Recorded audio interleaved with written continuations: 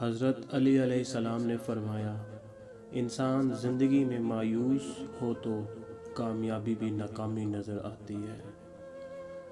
زندگی میں آگے بڑھنا ہے تو بہرے ہو جاؤ، کیونکہ بعض لوگوں کی باتیں مایوسی میں اضافہ کر دیتی ہیں۔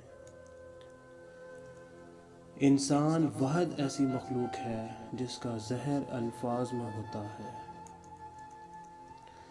انسان کی تمام پریشانیاں دو باتوں کی وجہ سے ہیں: تقدیر سے زیادہ چاہتا ہے، وقت سے پہلے چاہتا ہے۔